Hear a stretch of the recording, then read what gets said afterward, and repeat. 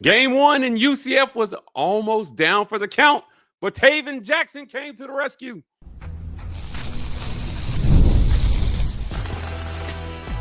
You are Locked On UCF, your daily podcast on the UCF Knights, part of the Locked On Podcast Network, your team every day.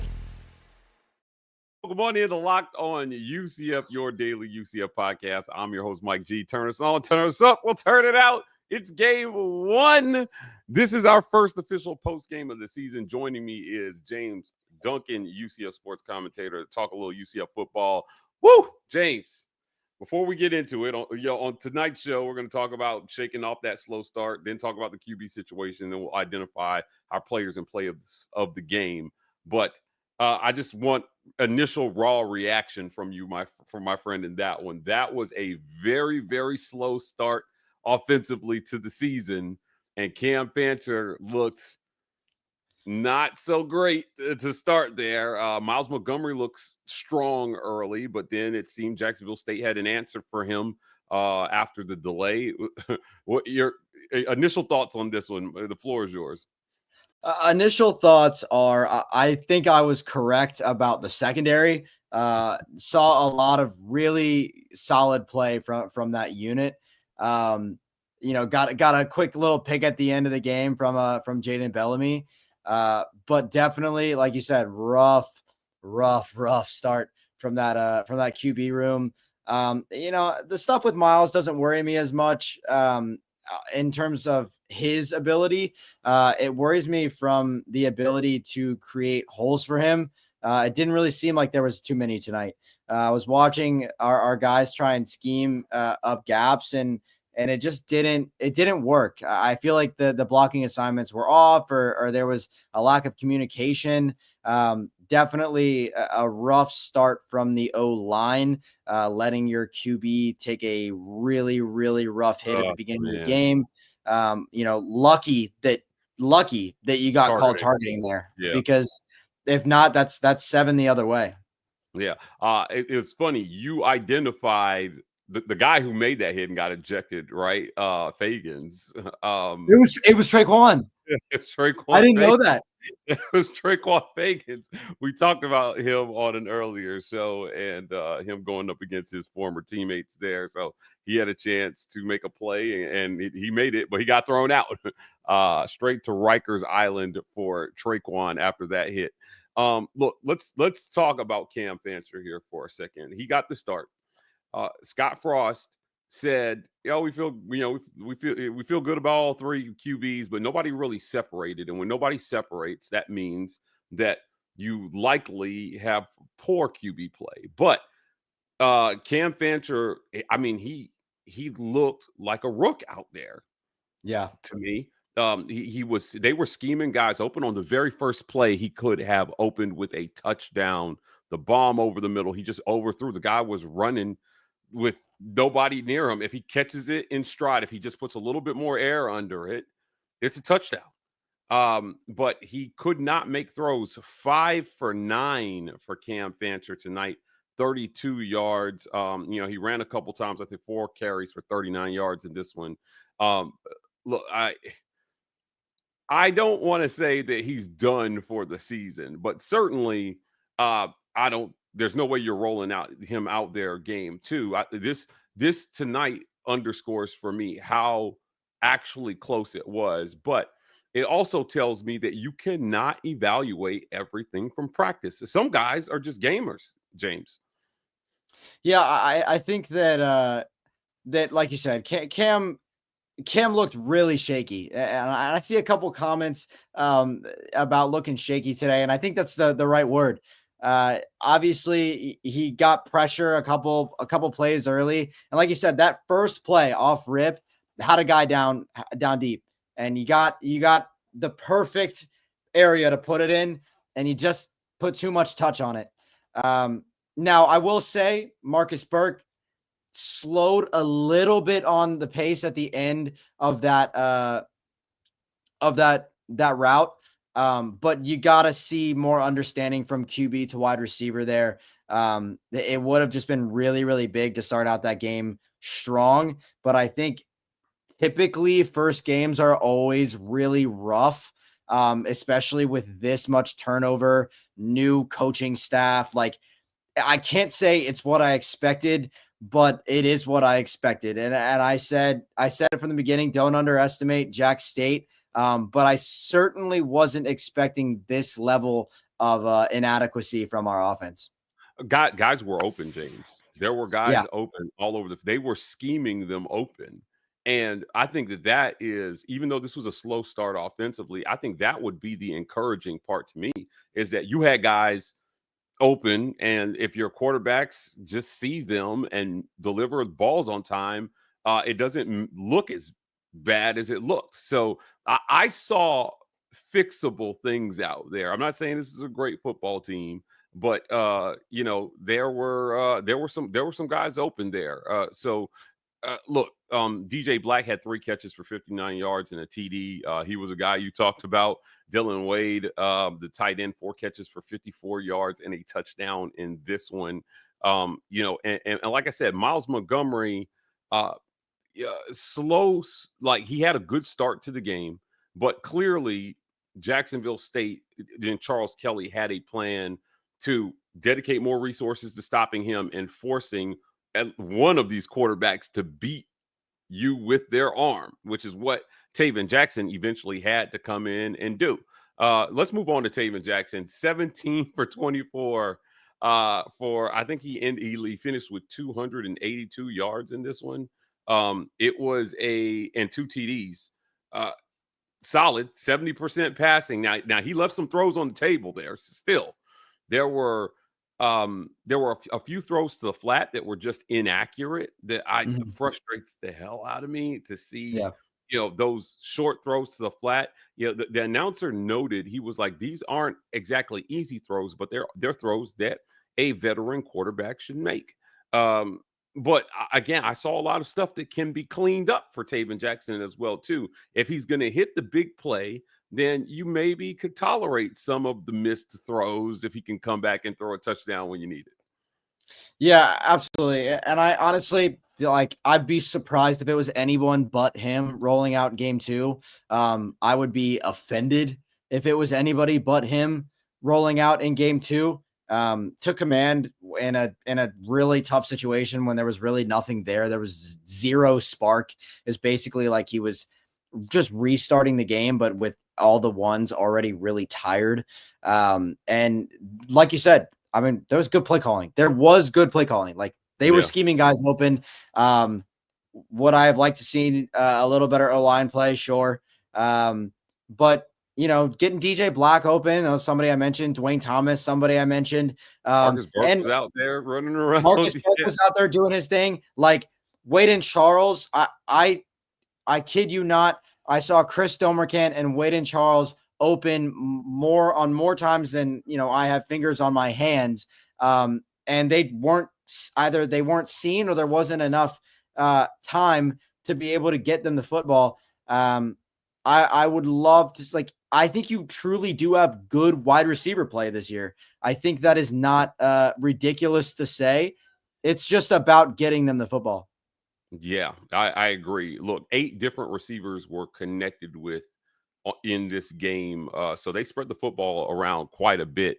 Miles Montgomery, 3 catches for 71 yards. Obviously, the big one there at the end of the half out of the backfield. DJ Black, 3 catches for 59 yards. Dylan Wade, 4 catches for 54 yards and a TD.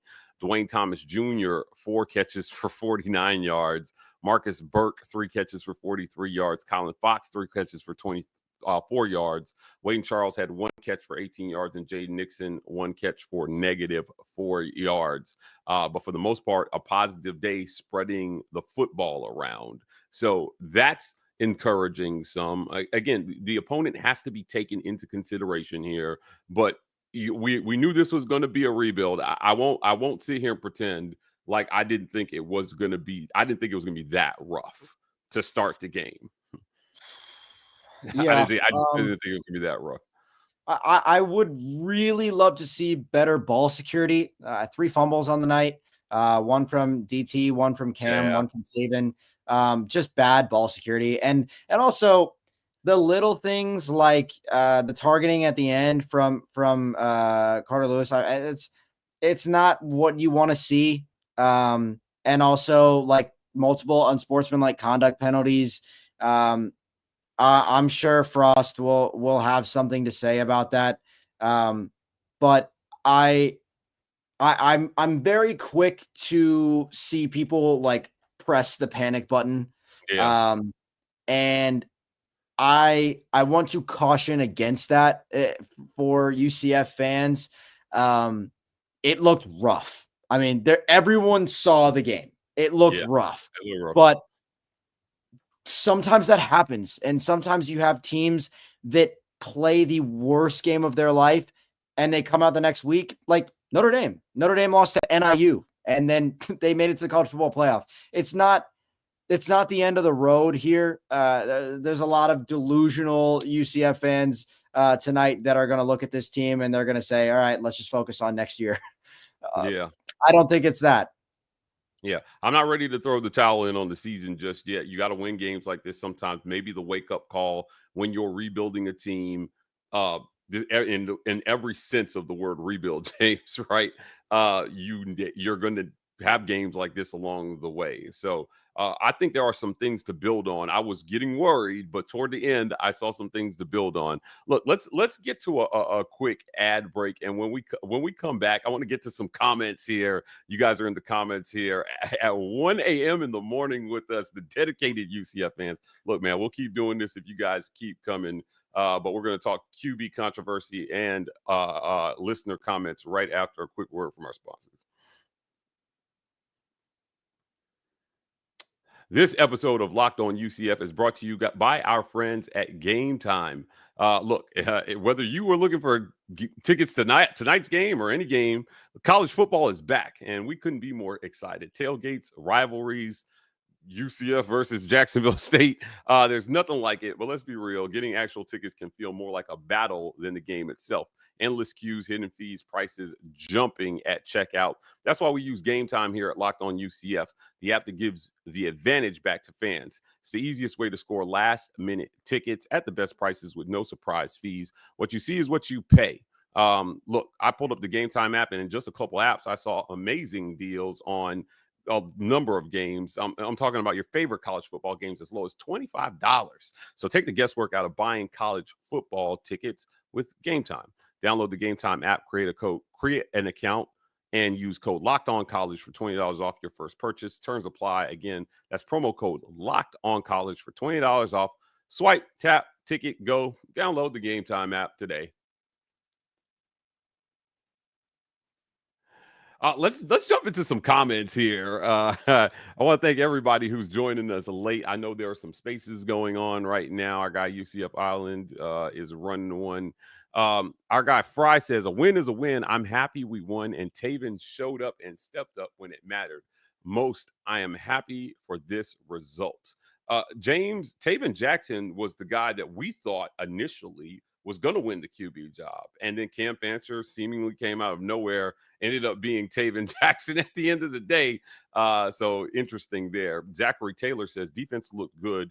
ESPN commentary team noted there were multiple times where UCF receivers were gashing the JSU secondary, but not being seen by the QB. Hopefully that improves as the season goes on. Your quick comment here on this one. Zachary's comment about receivers open down the field. I really felt like they did a great job scheming guys open. Yeah, they definitely did. And I think this year, like last year, we had our guy in Kobe Hudson. Previous year, Javon Baker. You had Jacoby Jones last year, who didn't really show out until the end of the year. And then the rest of the wide receiver core was kind of just this non-existent group.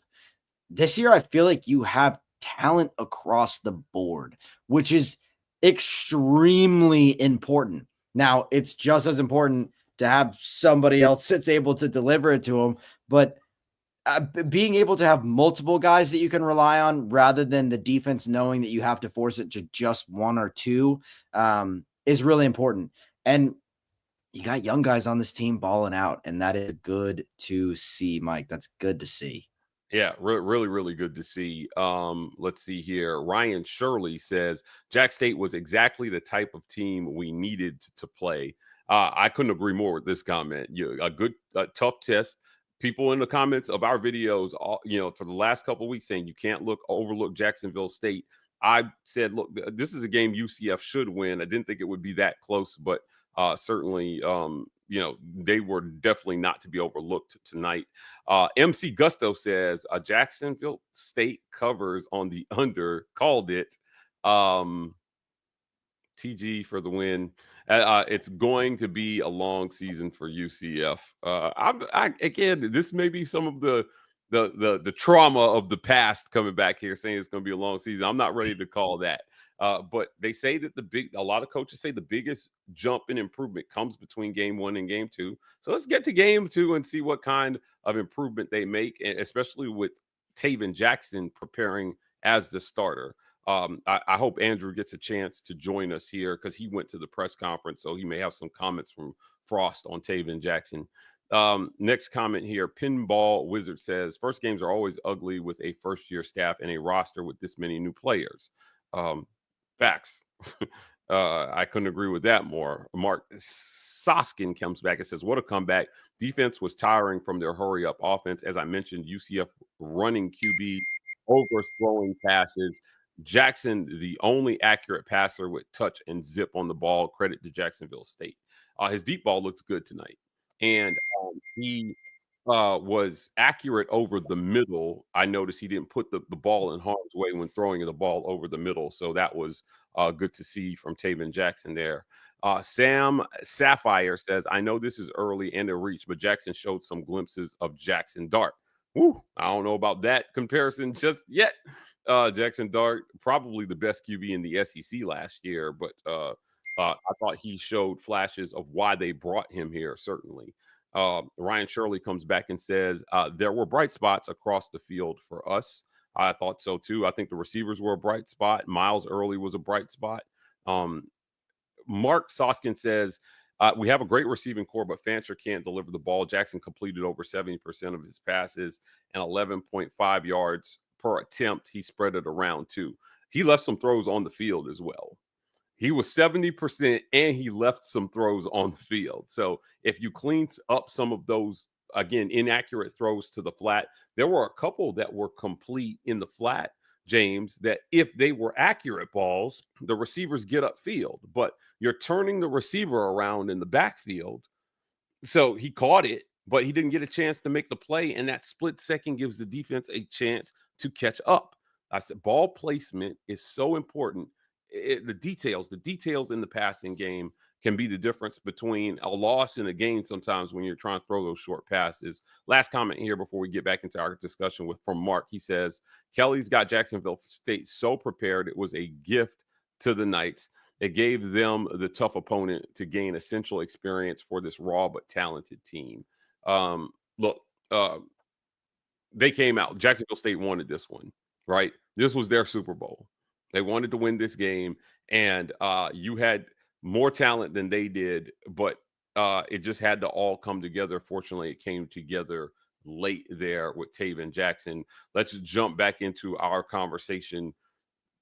Is there a QB controversy, or is this Taven Jackson? I think this clearly has to be Taven Jackson's show, right? You gave Cam Fancher the first go at it. He got just about the entire first half to show what he could do, and you lose this game if you leave him in at QB.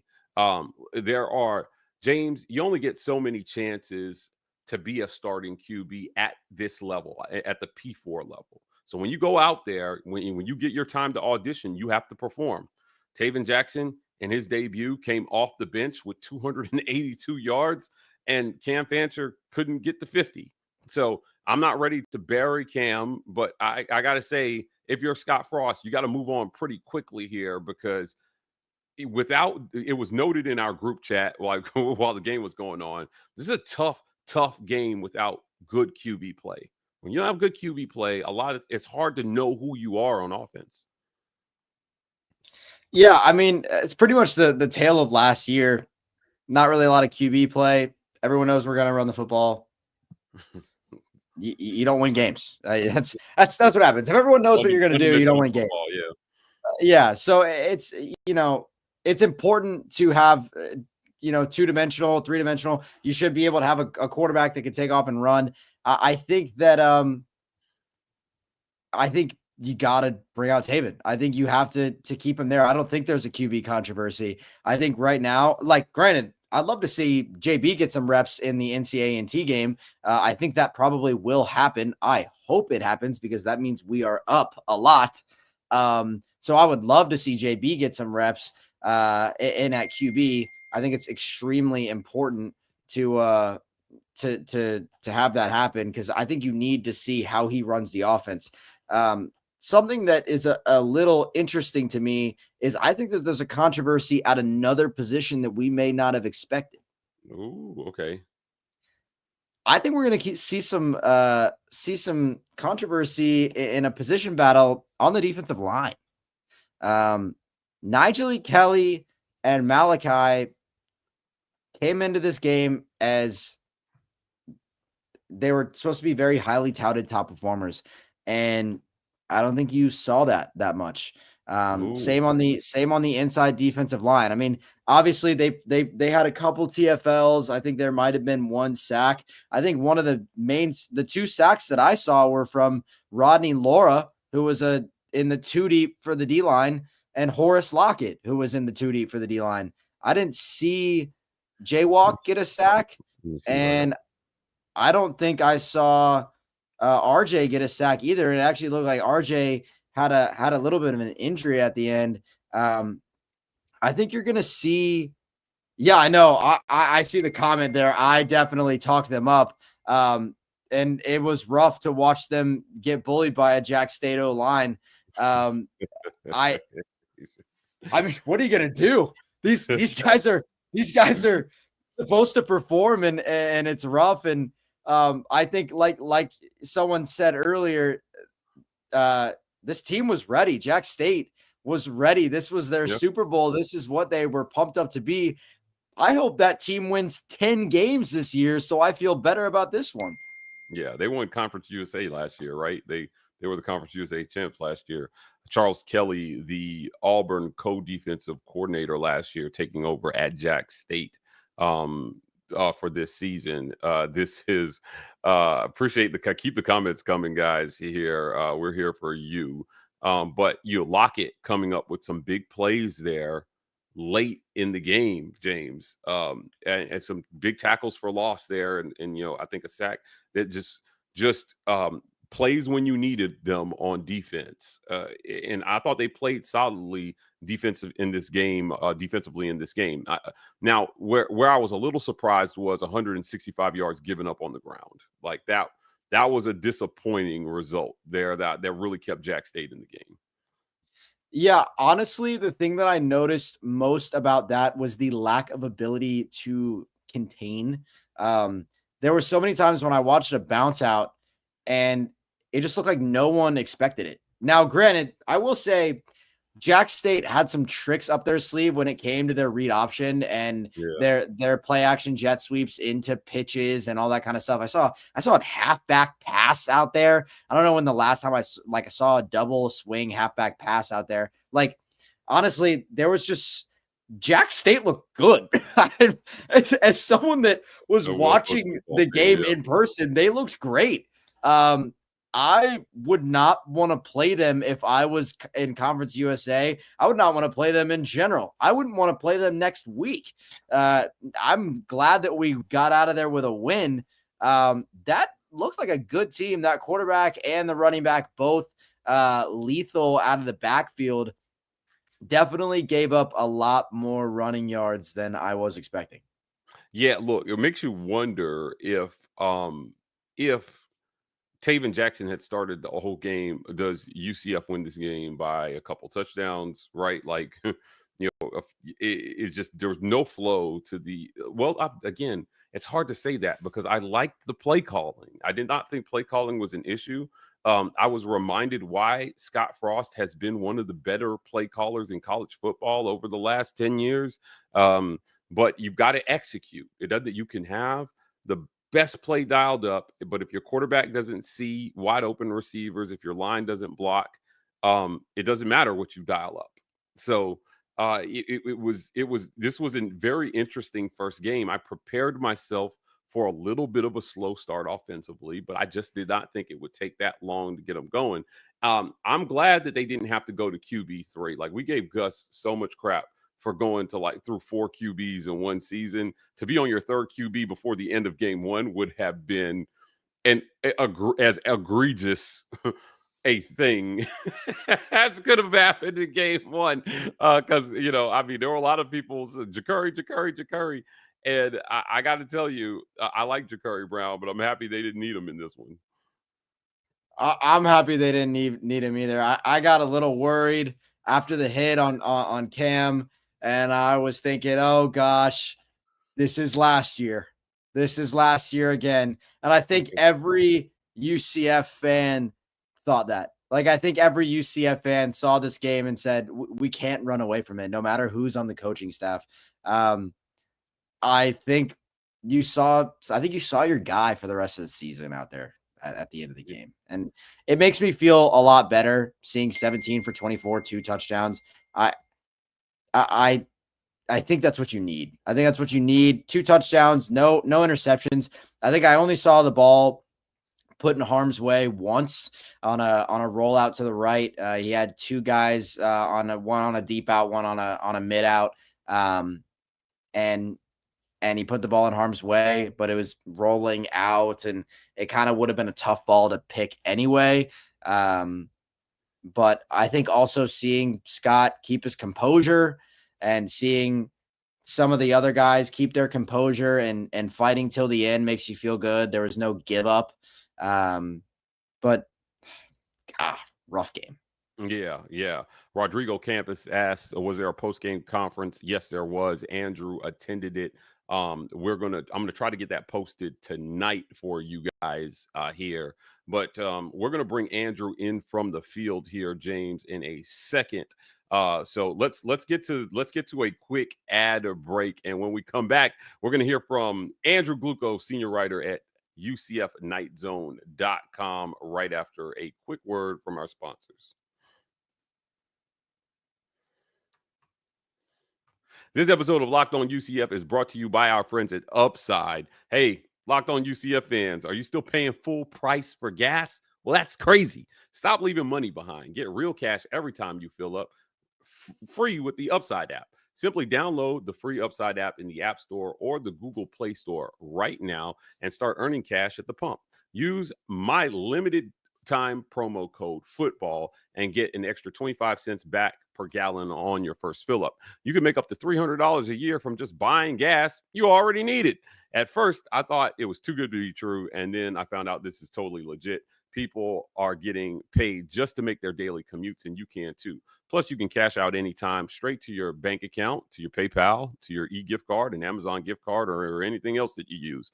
Don't let this offer drive on by. Download the free Upside app now by using our limited time promo code football for 25 cents per gallon bonus. That's promo code football. Quick disclaimer, offers vary by user and location, so go to upside.com for terms and conditions.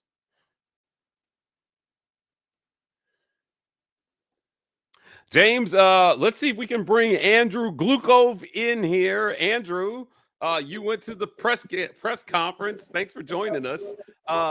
So talk to us, man. What did Scott Frost have to say after this wacky first game where he burned through a quarterback in the first half? We had lightning delays. Taven Jackson came to the rescue. Well, first thing, he could not rave enough about how he loves being at UCF. You could tell he was kind of beaming every time he brought it up. He was just genuinely happy. And while he did preface, this is not the way he wanted to start things off. He's happy with the win. He knows there's a lot of things to be taken care of. As we originally thought that Cam Fanch had a concussion. Turns out it's not the case. It was a lower back injury from the hit. And obviously he had some tingling in his leg, and the trainer said, not a good idea. So that's when they pulled the plug on him, put Taven Jackson in. little slow to get going, but as the game wore on, he started getting a little more comfortable. But he's, because Taven Jackson was one of the guys who came out as well, and he said that he's been in this position before where he's lost competition for the starting job and has had to step in. So he's done this before. Once he got a little bit of the jitters out of the way, he really settled in, and you saw that in the second half as he started to go beyond those check downs, and then the big touchdown to DJ. What did Scott Frost have to say about Cam Fancher and his decision to pull him in the first half? Did he talk about that moment when he was it's time to move on? Well, it was the trainers. The trainer said when he got blown up on that targeting call, we thought it was that could have been a concussion because of the hit, but he also landed funny, and that's where it caused the issues. They asked him, he didn't really feel comfortable going, and Scott said he trusts his training staff, and that's when they went over to Taven Jackson to take over. But you've got 2 hours and 7 minutes of lightning delay, and you're just waiting. That was another challenge in itself.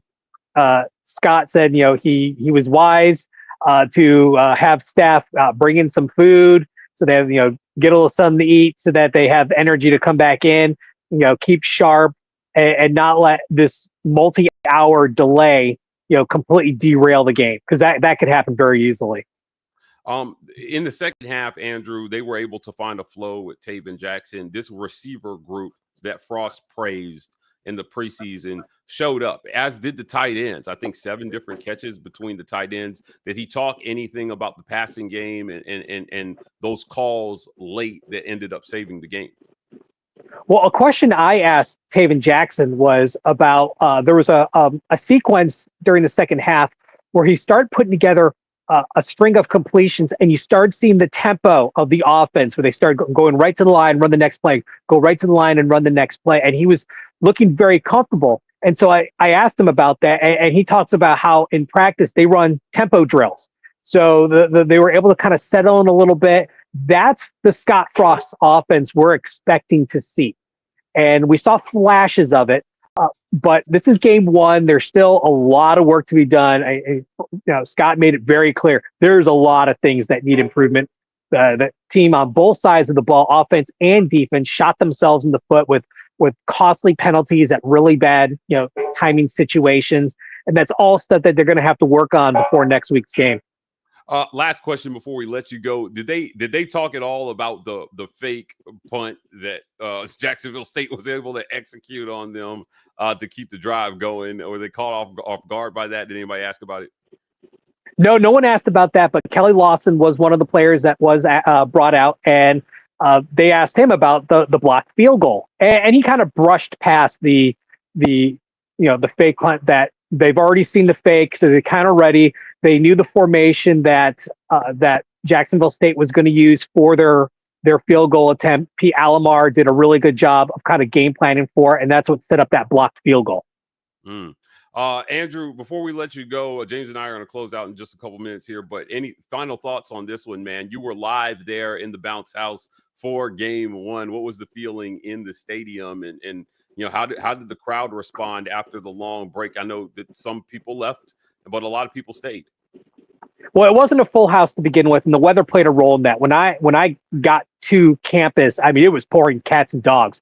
I was just outside campus, and I could barely see 50 feet in front of me on the road. It was absolutely brutal, and that probably kept a lot of families away. Plus, being Thursday night, you do have families with kids that can't stay very long because of school, so they probably made a decision not to come.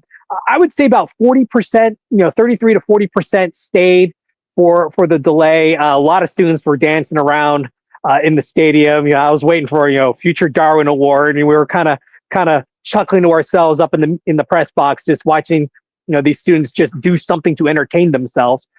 But one thing that UCF fans do bring is a lot of energy, and I've seen multiple times where a lot of fans may not be left in the building, but they still bring a lot of noise and a lot of energy, and the players feed off that, and that definitely made a difference in this game. Oh, man. Great stuff, Andrew. I want to thank you for joining us. Senior writer, UCFnightzone.com. We appreciate you, brother. Get home safely. Thanks, guys. Always a pleasure. We'll live report from the bounce house. From Authentic.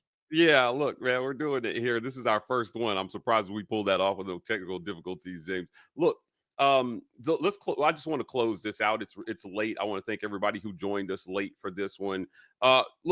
Player of the game has to be Taven Jackson, and the plays of the game are those 2 touchdowns that he threw. Dots, man. He found the guys open downfield. If you're UCF, man, I'll take 70% completion percentage. We'll see if that can hold up over the course of an entire game. He didn't play the whole game, but I thought there were some things to build on there for Scott Frost moving forward with Taven Jackson as quarterback. Yeah, absolutely. I mean, you got to say Taven's the player of the game. But I do want to mention a sneaky sub player of the game, Jaden Bellamy, with 3 straight stops at the end, 2 PBUs and an interception at the very end of the game to close it out on a 6'8" wide receiver. On a 6'8" wide receiver, he had 2 PBUs and an interception. Without those 3 straight plays, I mean, who knows what would have happened? Maybe overtime. But yeah, I mean, Taven for sure, player of the game, and hopefully player of game 2. Yeah, look, I thought it was going to be Miles Montgomery early, the way he was toting the rock at first, but Taven Jackson to the rescue at quarterback. James Duncan to the rescue here on the post game here at 1:30 in the morning. My friend, I'm going to let you go get some sleep. I'm going to let everybody go get some sleep, guys. That's it for another great edition of Locked On UCF, our very first post game. Join us tomorrow. We're going to have even deeper analysis on this one, talking about the Knights' first win under Scott Frost, getting that under his belt, super important. We want to thank you for joining the show today. For your next listen, go check out our friends at the Portal Show. Our guy Brian Smith has all the going-ons in college football, portal signings, news. You got it right there in one place at the Portal Show. You can find the Portal Show on YouTube or wherever you listen to your podcast. You can find us here next time on Locked On UCF.